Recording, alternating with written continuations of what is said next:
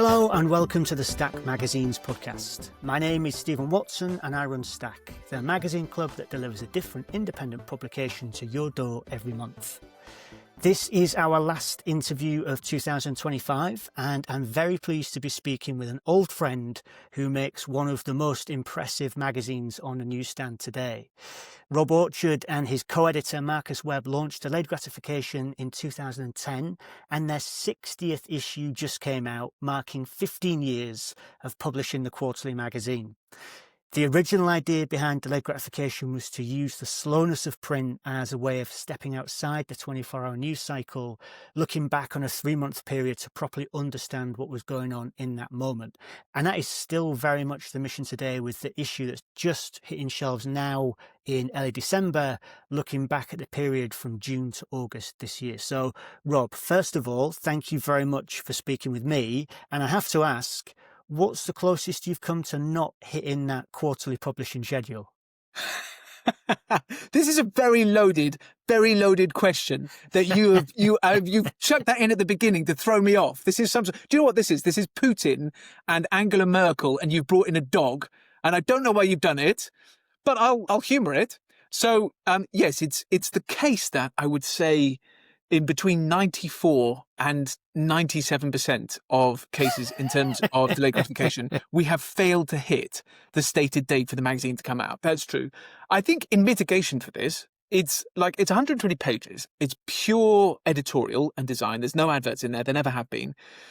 And it's unbelievably intricate as a kind of a publishing proposition. It's a massive jigsaw that has to be put together each time. And it's run by a very small group of optimists. So when we're sending off each issue, we have to take the decision of what date we put in the inside back cover of when the next issue is going to be out.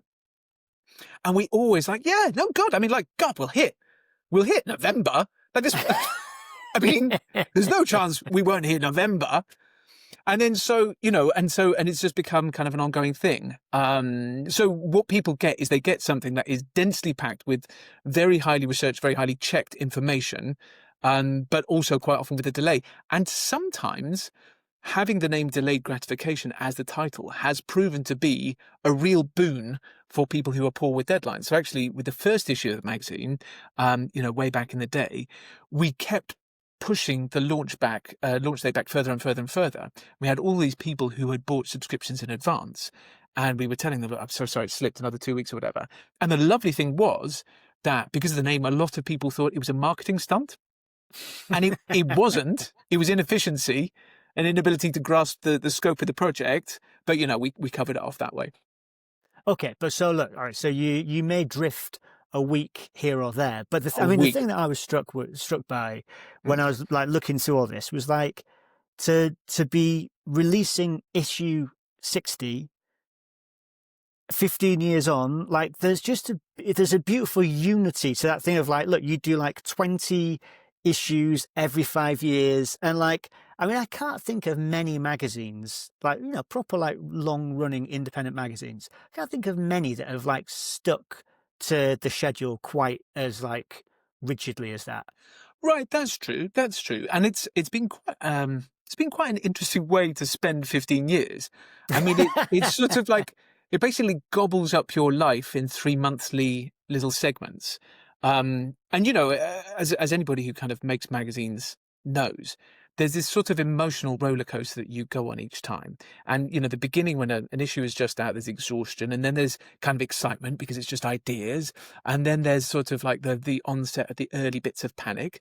And then there's sort of moving through to this bit where you're like, oh my God, there's so much to do and it's not working. Got all these problems, got to just sort it all out. And then there's the bit where I just always hit a wall, and it's sort of this micro emotional breakdown where I go to my wife and I'm like, I don't know why am I making magazines? It's just a completely pointless thing to do. And she's like, well, what are you going to do otherwise? I was like, I could be. So my latest one was I said to her this last time. So I said guitar teacher. She's like, need to learn guitar. Gardener. Our garden looks terrible. I was like, is it too late? In all seriousness, is it too late to become a policeman? And she's like, yes, it's too late. And you'd be a shit policeman anyway. So, you know, there's that. And then there's the last bit when all the bits come together. You're like, oh my God, it's our best magazine ever. So it is, it's satisfying. It kind of comes through. And actually you end up with like this, you know, this shrine behind me of issues of a magazine capturing, you know, for me personally, and this will be irrelevant to readers, but capturing sort of, you know, I can look through and be like, oh God, yeah, that was when my first boy was born. And I remember working on that at 4 a.m, you know, like while kind of looking after him. But capturing more crucially, 15 years in one of the most turbulent periods of global history ever. I mean, just astonishing things that have happened. And, you know, we project forwards in part of the magazine at the beginning, where we're kind of looking back on where we've come from. I was thinking, oh, what will we be talking about 5 years hence? Like, what earth-shattering moments will have taken place? And I quite like that. We've been sort of there, sort of, you know, bobbing away on the surface and kind of observing what's been going on. So, I mean, like when I was writing my introduction, I wrote the bit about, like, you know, trying to break out of the 24-hour news cycle. And, you know, I remember quite clearly when the magazine started feeling like, oh yeah, that's a really good idea. And it's like really necessary because the world's gone kind of mad, and like we're sort of like, we're like, it's running away with us. Yeah. But like, that feels kind of quaint now. Like the It idea that the problem then was like there were too many people tweeting. Yeah. Or that like a 24-hour news channel had to find something to say when they didn't have any news to like talk about. Yeah. Like, that just feels like a bygone era. It also, yeah, so you're exactly right. And I distinctly remember thinking at the time that it was going to be really difficult to persuade people of there being a problem with the kind of intensity and speed at which news was being produced and disseminated, because everybody was so in love with their smartphones. And this was the earliest days of smartphones, but, you know, smartphones and social media. And back then we just thought of them effectively as like an unalloyed good. We hadn't realized the extent of their addictive qualities, and we hadn't realized that by upending the sort of the economic model on which journalism had been based, and allowing anybody to spread anything in real time with no checking and no verification, you know, that we would be completely undermining, you know, journalism, the fourth estate, you know, this kind of linchpin of democracy. And yes, and I think, you know, it's sort of sad, but I think that the kind of more intense this situation has got, the more we become addicted to our smartphones, the faster things have got, the kind of more transparently corrupted our information system has become by disinformation, the better in terms of selling subscriptions to Delayed Gratification. So it's, you know, swings and roundabouts. But okay, look, I want to give a counterpoint to this idea of like the world going mad, because so I went and took out the world's first magazine at the V&A National Art Library, and it was called The Gentleman's Magazine, and it was first published in January 1731 by a guy called Edward Cave. And he wrote at the beginning of that, the mission was to give monthly a view of all the pieces of wit, humour or intelligence daily offered to the public in the newspapers, which have later so multiplied as to render it impossible unless a man make it a business to consult them all. So he in 1731, you know, they were living through this epochal shift of the rise of print, and suddenly there were all these newspapers flooding out, and people felt anxious because they weren't able to keep up with what they were all saying. So he made a business out of that, and then 300 years later you came along and made a business out of it as well, like the heir to the Gentleman's Magazine. Exactly, yeah. But it strikes me that, like, actually a magazine, and a magazine being a printed thing, so like, you know, words and pictures printed together on a piece of paper, it's actually, it's a very good tool for doing this thing that you're doing. It's a very effective way of providing a digest of like, look, here's a bunch of stuff that's happened. Now you can read this and feel a bit calmer and better about yourself. I think that's exactly right. And it's also, you know, it's that lovely thing with print, which is that it's limited. You know, the internet is infinite. You could start reading news stories, you know, the first thing when you wake up, and getting news updates and so on. And you could not, you could continue throughout the day and still not feel on top of stories. You could be kind of reading live blogs, tweets and stuff like that, podcasts, all this sort of stuff that's coming in. There's something beautiful about having to condense everything into 120 pages. So it's like this curatorial dance that you have to do. And of course, along the way with magazines as well, there has to be balance, right? There has to be light and shade. There has to be levity along with the solemnity. There has to be, it can't all be sport or can't all be Yemen or whatever it is. It's got to have all sorts of different things. And actually with ours, we have to cover the big stories that everybody remembers. So you go back and you're like, oh, right, what happened? Like what happened after the dust settled on that story and people stopped covering it? But we've also got this remit of covering stories that you barely heard about at all, for example, or completely passed you by.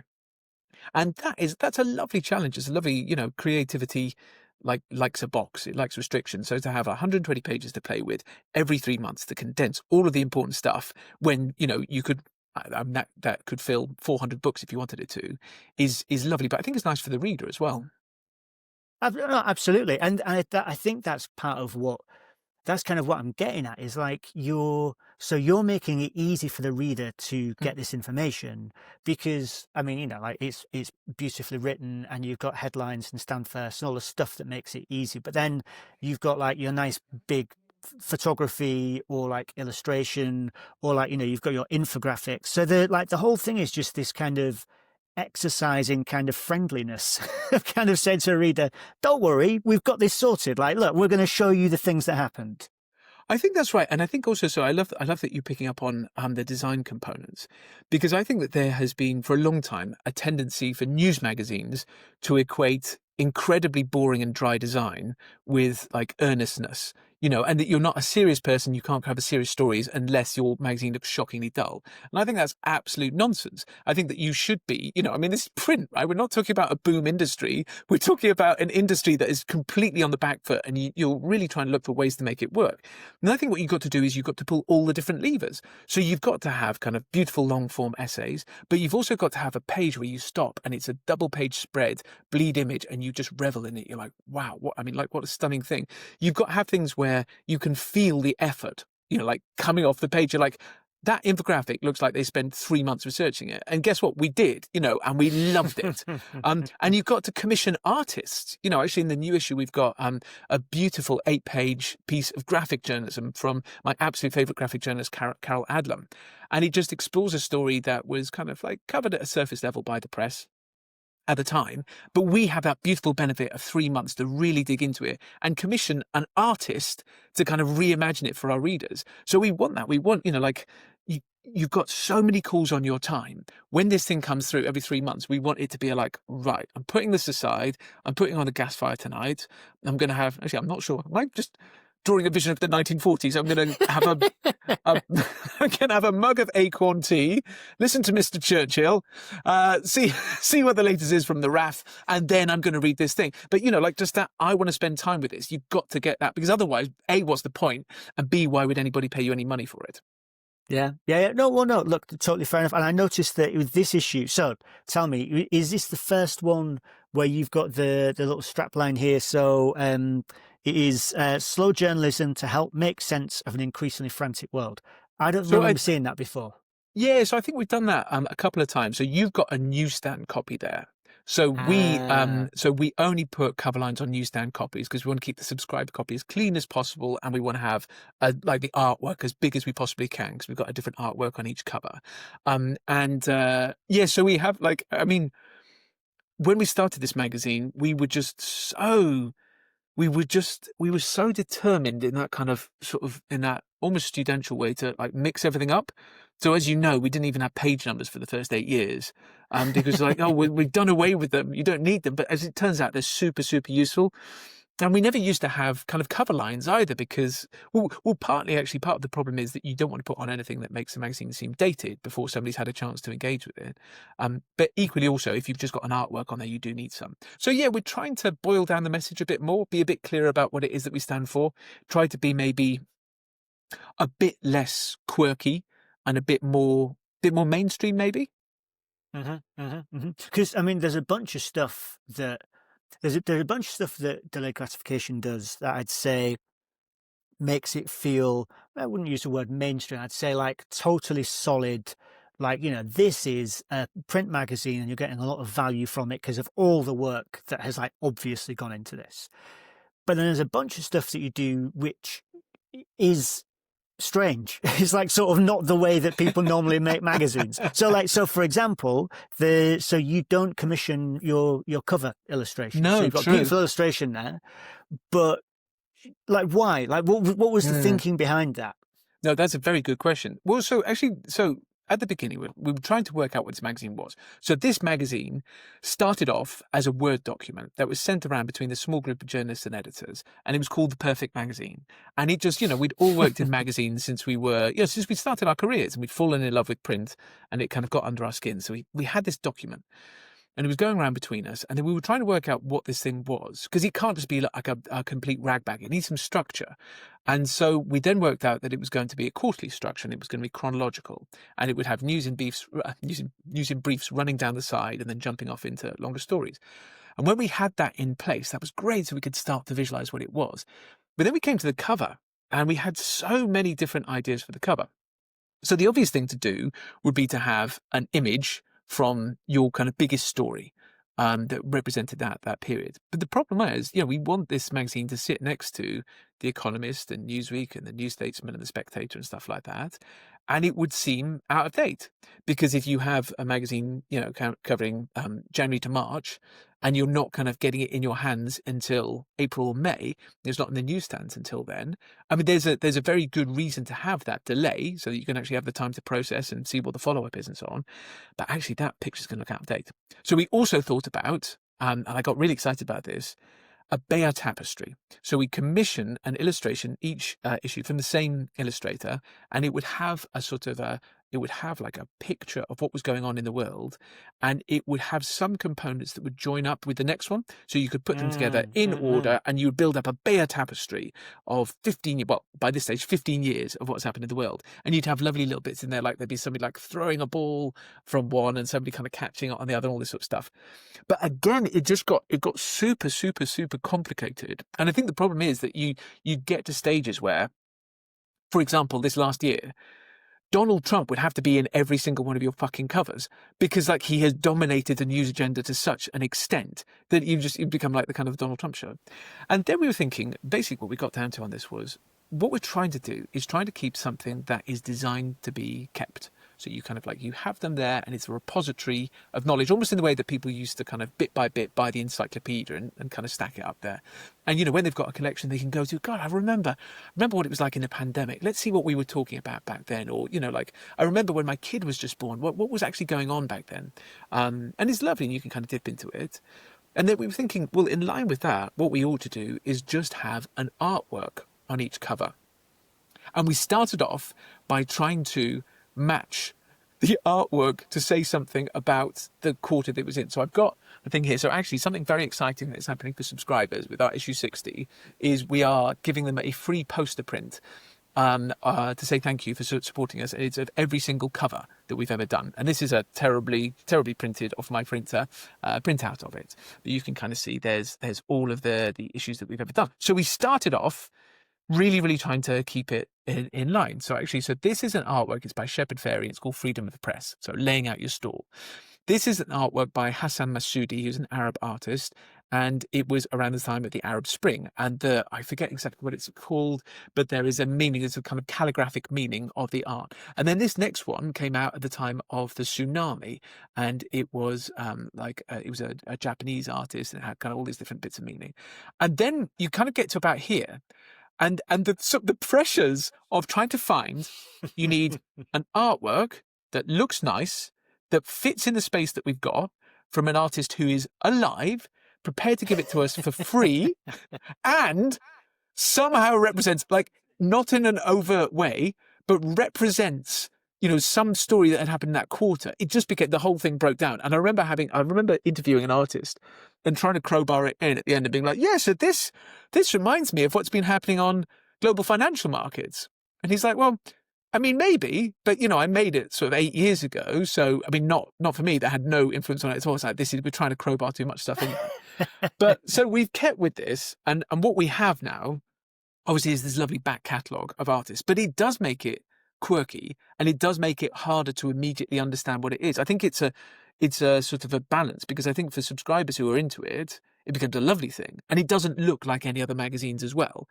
But it's true that on the newsstand, you don't look at it and go, I know what this is. And so how important is the newsstand for you generally then? Because obviously we all know that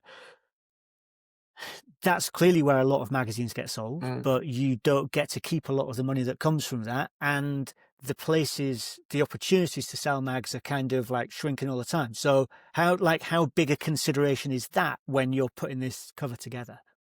I mean, the newsstand is what my sons would call a skibbity scam. Like, it doesn't it doesn't make any sense at all. It maybe makes sense if you're publishing a high turnover magazine, with tons and tons of adverts, and and it's kind of weekly or monthly. But if it's a quarterly, quite expensive, so £12 an issue magazine with no adverts in, it makes no sense, no commercial sense. The only sense it makes is for marketing. And it's kind of getting people to pick up a copy and then hopefully convert them into subscribers. And it's very, very difficult to get the kind of data on that. But there's big wastage at newsstands. There's massive problems with fulfillment and people not kind of fulfilling it. So it's and they take such a huge percentage of of your cover price. So it's very, very difficult to make money out of it. We still keep doing it because we think it's one of many different kind of pathways in that we have for becoming a subscriber. And I think slightly you have to be in it to win it. But we do not fit the kind of the classic mold for a magazine that will kind of like do well at newsstand, I think.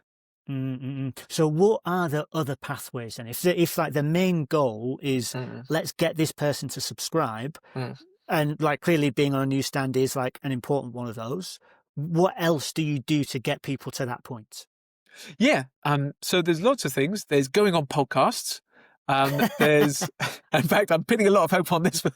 This is 80% for this year. Yeah. No, so it's all sorts of different things. So we run a lot of classes and events, so people can kind of come to those, and you kind of meet the editors, and then sign up and become a subscriber and get discounts off future classes and events. We do lots and lots of marketing. So we market it on the underground. We market on the radio. We do paid inserts in other publications. We do adverts in other publications.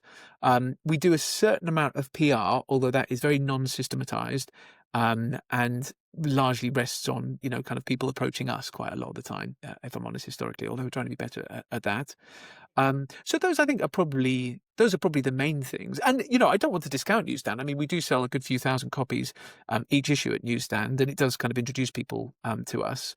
But it's not our only or main driver, I would say, of subscriptions. So the marketing stuff you're talking about, particularly the tube advertising, like that's another of the things that I have in my mind where I'm like, this is strange. Like you're like this, you are not a typical independent magazine. I mean, like I saw a Delayed Gratification tube ad one time and was just like, oh my God, this is That's like good. Well, I mean, like, look, that is huge. Like I think to have that kind of physical presence in a place like where like my body walked past it and my eyes saw it, like that, I don't know, that feels like sort of big time to me. Well, it's interesting. So it's so interesting, isn't it? So I feel the same. There's something that feels so much more real to me about having an ad up there, and seems to confer so much more status. And the number of people who've got in touch with me, like, hey, I saw your ad on the tube, like big time. Like, well, no, really. Like we probably spent more on adverts on, various different offshoots of Classic FM last year, which are kind of much more kind of ephemeral. But it conveys some sort of status. But so the thing that I suppose we've been grappling with for 15 years is you can make a really good magazine, and you can keep making a really good magazine, and you can, obviously, like there's been kind of errors, some of them gross, that we've made over the years, but you can hopefully keep taking 2 steps forward, 1 step back, and you can improve the design of the journalism and the reach of the journalism and so on.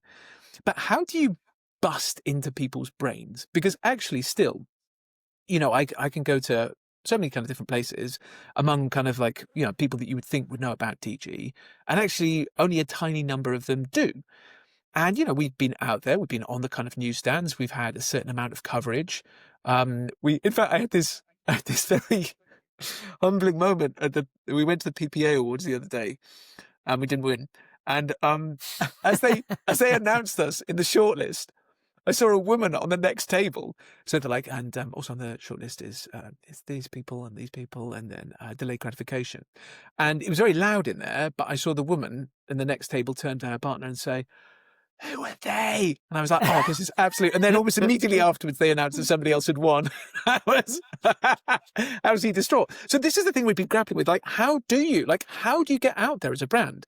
So, if you've been going forever, like The Economist, I mean, literally for over 100 years, I think, or New Statesman or Prospect or whatever these titles, then you've just got that name recognition. If you're Private Eye and you've got this incredible, like front guy, Ian Hislop, who is on one of the most successful kind of TV programs, but is also very sought after in all sorts of different places. What are the component parts? We don't have a big presence on social. We've never really quite found our sort of way, I don't think, on social. We've tried all sorts of different things. None of this has kind of a regular column in anything or is on a regular TV program or anything like that. How do you build it up? And I suppose it's little by little, and it's by people walking past an advert being like, "Huh? What's that?" I don't know. And then, but they have to do that 10 times and then hear an advert on Classical FM and then have a mate at a party say, "Yeah, God, I wish there was something that was a bit slower with the news." And they're like, "Huh?" All of these things have to come together. But God, it's a slow process, right? Like 15 years in. I mean, I think that's one thing, is that if I ever had imagined with issue 1 that we'd still be going 15 years hence, I think I would have thought, well, brilliant, by then, everybody will know about delayed gratification. And they don't. Well, look, if it makes you feel any better, I had an email a couple of days ago. So Brian E., who runs Public Knowledge Books, a independent magazine distributor, and like very nice, very knowledgeable. Someone had emailed her saying, "This probably isn't quite what you do, but like I really want to receive a different magazine every month, and I don't want to know what it is, but just like kind of, and I like the sort of stuff that you do. So, do you think you might be able to do that for me?" And she very kindly passed the guy into me, and I was very happy, and he bought a subscription. But it's like, oh my God, if there's somebody out there who literally is describing my business, but is unable to find it, what hope do we have? Well, this is true. I mean, this is very much, let's get out our tiny violins sort of a stage. But equally also, so I suppose that the way that the internet is set up is militating against discovery of that sort, right? Because actually, you can do all your cunning content marketing SEO stuff, but now it's all getting sucked up into an AI summary at the beginning, and the chances of somebody kind of getting past that and then kind of getting to your site, and then, it's like one step removed. And, the kind of the algorithms that govern social as well, well, I mean, as far as I'm concerned, like social media is just like a mafia shakedown. Like it's, if they'll give you a little taste of what it's like to actually have your content shown to people, and then they'll have to, and then if you want it to continue, you have to pay through the nose through an incredibly complex system that means that when it doesn't actually work out for you, you blame yourself rather than the social media companies. So yeah, that's the challenge, right? But the flip side of that is how amazing, because if there's one guy like that who's being like, "Oh yeah, I wish there was such a thing as an independent magazine subscription business," there's like thousands, right? And the lovely thing as well, I suppose, is that like we're not just fishing in the United Kingdom, we're fishing all around the world. Like any number of places and any number of people can be our subscribers. We just have to somehow kind of get out there. There's no limit to the number of people for whom, a subscription to either of our organizations is like next to nothing and will enhance their lives. No, it's true. All right, so look, we've talked a little bit about kind of how how the world has changed over the last 15 years. Have you made changes to the magazine in order to account for that? And if so, like what have you changed since everything started? Well, you and I have a long track record of me coming to you and saying that we've done a massive, great big redesign, and of you increasingly skeptically looking at it and not being able to tell what we've done. Right. So, I mean, honestly, if you look at issue 1, it's not radically different. The big change is that we have made the font massively bigger, because issue 1, we're trying to cram so much stuff in there that we did it at something like 7.5, and it was actually very difficult to read the text.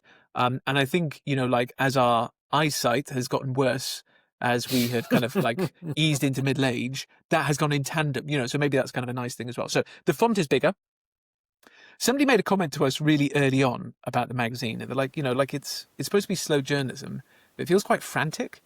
And so actually that's one thing that we've tried to do, is we've tried to really let stuff out. And, I think maybe things like a double page spread image might have felt quite indulgent to us in the early years, but now actually it's kind of essential, to really make the most of what kind of print can do, and also have that fantastic long form stories as well. We introduced about a year ago something which we've been talking about but hadn't worked out how to do for forever, which was a culture section. We'd always had kind of cultural stories and cultural infographics, but to have a dedicated section where we try to kind of give people the best of book, films, TV, and music from the last quarter in as objective and kind of data-driven a way as possible. That's really nice. I'm really proud of that, and I think it also gives a nice. So we've got the almanac at the beginning now, which is all of the kind of the news in briefs and the little infographics and fun stuff like that. Then you've got all of your features and stories running through chronologically. And then it's like, I think it's sort of it's like the after dinner mint at the end of the, at the dinner. It's like, or maybe it's the cigar or cheese or something, but that kind of section at the end where you're just like, and it's, nobody dies, like nobody's, it's not going to upset anybody. And it's just a load of lovely kind of nice little recommendations to kind of push you through to the end. But actually, apart from that, not a gigantic amount, except that I think probably we had a lot of quirkier stories in the early issues. And I think, our associate editor, Matthew, really early on said, look, actually, we have to cover the big stories. We can't dodge the big stories. And quite often it was because we felt we didn't have the resources to do them properly. But I think we've been quite good at covering the big stories. Then we've had some real, like long runners, right? Like, Brexit and the kind of the pandemic and Trump's 1 and 2. We've had some stuff. We've had opportunities to really get and the Ukraine war, to really get our teeth stuck into big stories. And I think by and large we've done quite well on that. My big next thing though, and I don't quite know exactly how we're going to do this, but I've got some plans, is to really try to up our level of investigative stories. And I think probably a lot more of our stories have fallen into, we go out, we find out kind of new things, but there's been very little, I suppose, in the way of completely blowing the lid on scandalous, kind of public interest stories. And if we could start to inject some more of those in there, I think that would be wonderful. Maybe that's something that's part of the next iteration. Okay, so when we sit and talk again in 5 years' time with another 20 issues under your belt, so you're going to be doing the investigative stuff. Yeah. Are you, I mean, in all seriousness, like, are you looking 5 years ahead? How far do you try to plan ahead when you're figuring out what you want to do? So that's a really good question. I think probably I'm not planning 5 years ahead. I mean, so I'm 45 now. So if I've got another 20 years of my career, I mean, who am I kidding? I'm going to work until I'm like, 75. if I'm lucky to live that long, I will continue to work because there's bugger all money in independent publishing. But say if I would, I definitely want this to be a rest of career project. I'm really pleased with what we've done in the first 15 years. But say we had kind of the same thing again, there's a lot more that I'd like to happen. I don't have an explicit plan for it. It's more of a set of principles, and the set of principles are quite simple, which is continue to make it better and get more readers, because like the two go hand in hand, right? More readers, more funds, better journalism, kind of go out that way. I suppose the big thing that is teetering on the brink, that has been for a long time, but I think is about to happen, is we're about to launch an app. And we have been working on it for such a long time. And so often I've said, oh, yeah, we're just about to launch an app. I think we are just about to, but who knows? I think probably in January. And that's going to be free to all of our print subscribers. And it's quite cool. It's quite cool. And it might be part of a new era for us. So it's got our entire back issue set that you can see as they were designed, or you can see in beautiful kind of text versions, which you can make smaller and bigger, depending on how your eyesight is. There's audio versions of every single thing that's been published since issue 56, and we're adding to that the whole time. It's all downloadable, so you can read it when you're offline, or you're on a flight or whatever. It's got a new game section, which has got our new game, Weekle, which we've invented just for the app. And it's searchable Sorry, as what's well. it called? Winkle? It's called, actually, maybe we need to work on this name. It's called Weekle. So Okay, we're like, Weekle. oh, like Right. New York Times has done well with Wordle. Let's do something that's like that, but and it happens to be about like this week in past years. So that's quite good. I think it's quite kind of addictive potentially. I want to give people reasons to kind of check in with it and so on.